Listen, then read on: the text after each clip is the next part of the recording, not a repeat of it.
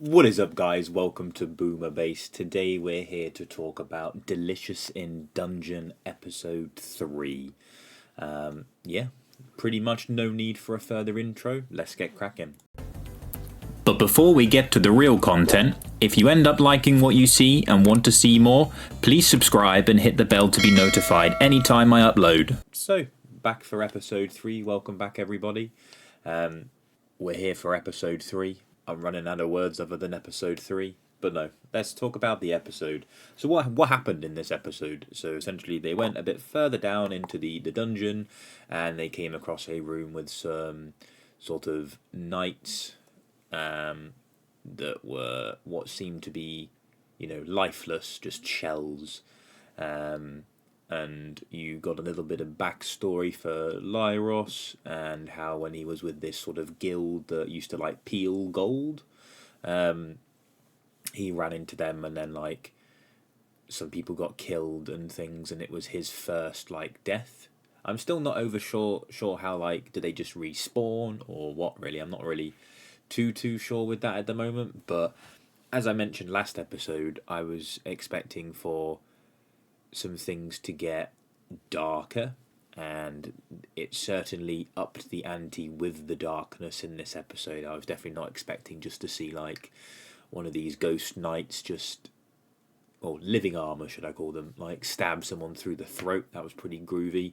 And then we had like monsters that felt difficult to deal with for the sort of like companions and things. We got to see Senshi just start bashing about some living armor. I keep wanting to call them Imperial Knights. Some living armor. I mean, we got to see our fair lady, whose name that escapes me all the fucking time now, Marcille. We got to see her actually cast some spells and do some shit. Little gopher man, whose name I also just can't remember. The little dude. The guy that's good with traps. The one that's literally like here.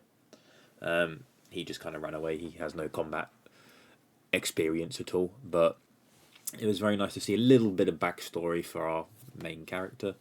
And it was nice to see it up the ante a bit.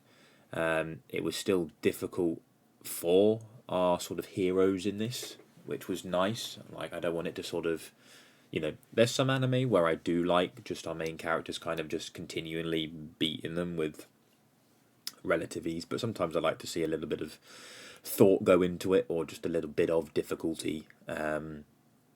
Of course, I think at the moment where they like got surrounded by a load of the living armor, I think maybe someone could have died or got injured. But hey, like episode 2, I wish for things to get a little bit darker, and it felt a little bit darker this episode. So it's a win-win for me. It still felt really nice, and we got to see a pretty cool meal. So essentially, Lyros was obsessed about wondering what the living armor tastes like and getting a bit upset with not being able to eat them. Obviously, you can't really eat metal, so he was like, "I'll eat the leather scraps," but even then, you can't really eat those, and it probably wouldn't taste very nice. And then he discovers something with the living armor whilst battling this, you know, mega living armor. I freaking know, just the boss. He was in a cooler like lion suit and things. Looked very cool, and he was much stronger than Lyros. He was able to like shatter his sword and things. It felt like the stakes were higher, which was nice. And then he found basically like weird clam looking shellfish things that were like piloting the bodies, which was very cool in one sense. He like became the first person, or the first person to his knowledge, to discover this, and that they weren't just living armor or being controlled by like a puppet master or a magician.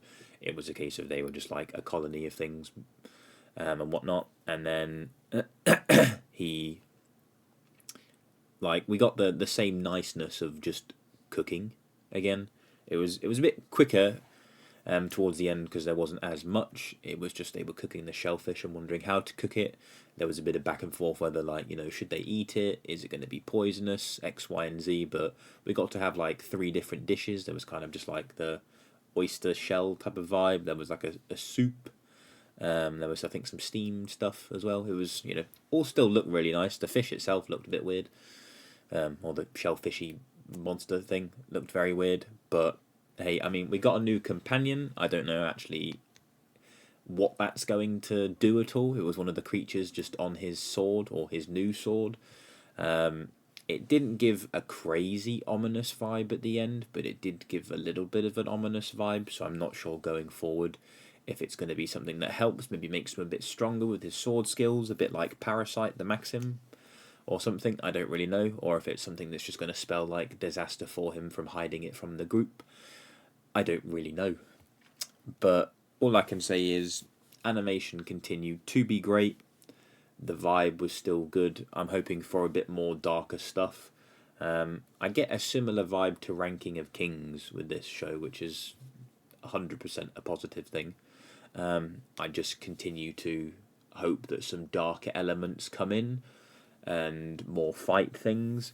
But again, I don't know enough about it or where this show's going to go, or I haven't even done any research for the show. It's just I'm watching it week in, week out and experiencing it like that. So who knows, I might be wanting or expecting too much from an anime that is just going to be a kind of slice of life with a little bit of fighting mixed in, where it's just about cooking, which, if so, that's entirely fine. It's just for me personally, I was like almost jaw dropped when just a dude got stabbed in the throat, as I just wasn't expecting that. I did think it was about to just like turn it up to like 100, but then it just calmed back down very quickly. But you can't always win. It was still enjoyable. I got a bit of what I wished for, so beggars can't be choosers in this instance. But no, I don't have much to say other than what I've said so far about this episode. Still a really solid episode, and I'm glad I'm watching it. But yeah, I seem to live in this at the moment, but please take into the account I do watch it.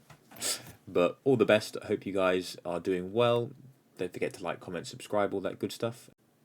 Well, apparently I cut myself off from my own ending, but don't forget to like, comment, subscribe, all that good stuff, and tune into the next episode of Delicious in Dungeon. Take care now. Bye-bye.